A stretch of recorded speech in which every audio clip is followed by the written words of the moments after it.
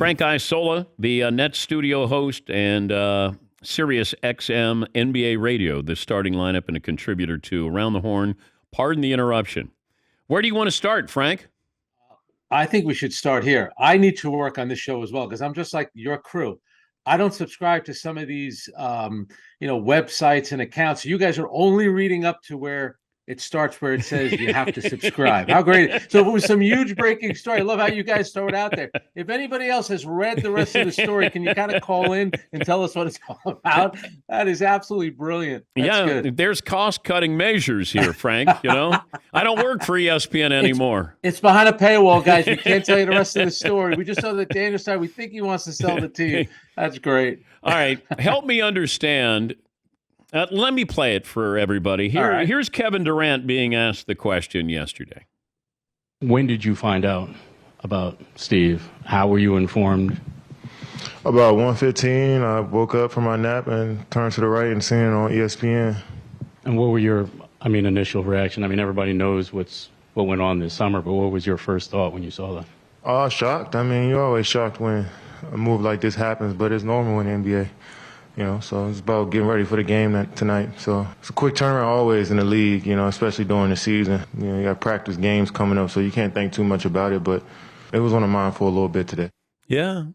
How could he be shocked? I'm shocked that he's shocked because he wanted this guy fired in the offseason. Do you think Nets management ran this by Kevin Durant? Oh, come on. If they didn't, he clearly made it known over the summer. And Brian Lewis from the New York Post was the one who asked that question. I like Brian, but I really don't care where Kevin Durant was. It wasn't where were you when man landed on the moon. I don't care what Kevin Durant was doing. And to use the word shock, come on now, Kevin. Over the summer, the report came out that you said Sean Marks, the GM, Steve Nash, the head coach, go, or I go. One or the other. Then they all came together and said, well, that's not going to happen. But come on, Dan, we've been doing this for a long time. When a superstar player comes out and says something like that, the clock is clearly ticking. You start off under Steve Nash 2-5. You cannot tell me that you're shocked and then chalk it up to, well, this is normal in the NBA. Really? Is it really normal? It happens all the time where a star player first demands to be traded. Then when that's not going to work out, he says, well, tell you what, get rid of the coach and the GM, then I'll come back. So Kevin Durant being slightly disingenuous there. I just wish someone had said to him, do you feel like what you did over the summer contributed at the very least to Steve Nash being fired? Because we all know that it did. Come on. I would like for them to take some ownership here. I know it's not going to happen, but, just say, look, it didn't work out. We wanted him here, and you know what? I'll take part of the blame. Like I'd love for one of these guys to just do that, but they push it away. Then you got the Kyrie situation. They didn't even let him get in front of the media yesterday. Yeah.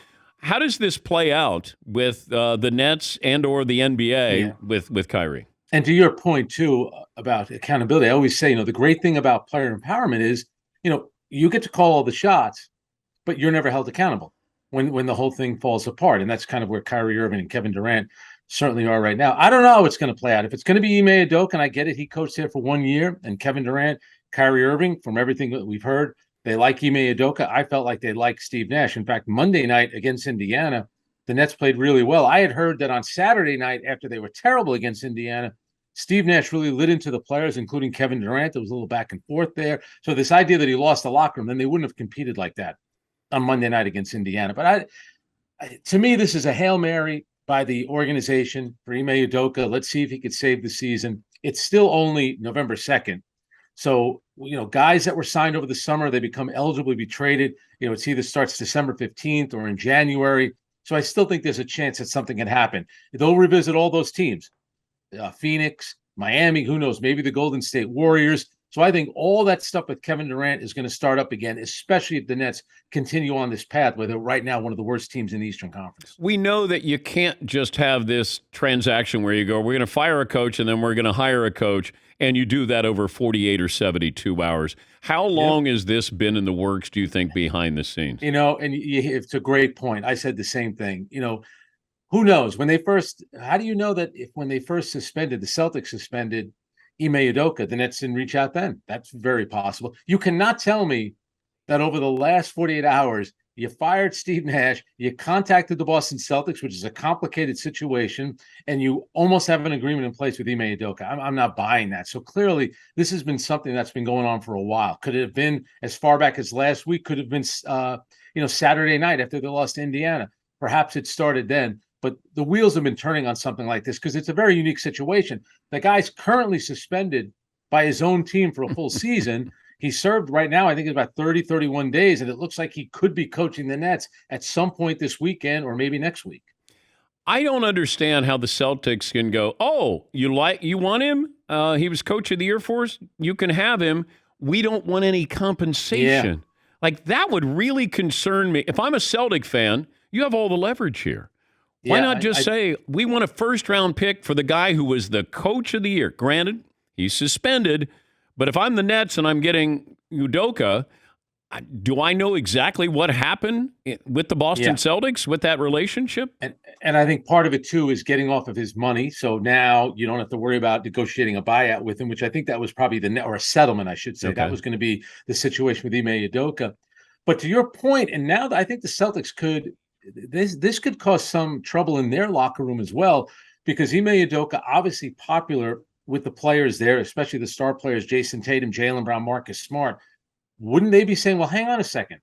He can't coach our team, but he's allowed to go coach a team in our division, a team that we lost to 2 years ago in the playoffs, and he gets to coach Kevin Durant and Kyrie Irving now, but he can't coach us. We just went to a finals. That doesn't make any sense. When does the NBA engage with Kyrie Irving here? I don't know. It seems like they're a little late on it. I mean, they did come out and release a statement last week. Kyrie Irving's name was not included in the statement. Also, the Players Association released a statement. I think it was yesterday. Kyrie Irving's name was not mentioned in the statement. I just don't understand why Kyrie Irving, I have a funny feeling that he didn't watch the entire documentary, why he just doesn't come out and say, I heard about this documentary, what my friend or what I read about it, I had no idea it included all these But he doesn't apologize, tropes. Frank. And Dan, the problem is, if he apologized and explained it like that, I think most people would say, yeah, I understand. And people want to be forgiving. Instead, he's digging his heels in, except he did take the post down, the social media post. Mm. And in the way that he played last night, I don't know, maybe he heard what Charles Barkley and the gang was saying about him during the pregame, because Kyrie Irving had played very well up until last night. Last night, he was completely out of it, did not score a point until the fourth quarter. He just wasn't himself. So clearly the pressure and the stress of everything that's going on, I think, is finally getting to him. Great to talk to you as always, Frank. Thanks for joining us. Good seeing you guys. Take care. Frank Isola, the Nets studio host on Yes, also Sirius XM NBA Radio, the starting lineup, and contributor to Around the Horn. And pardon the interruption.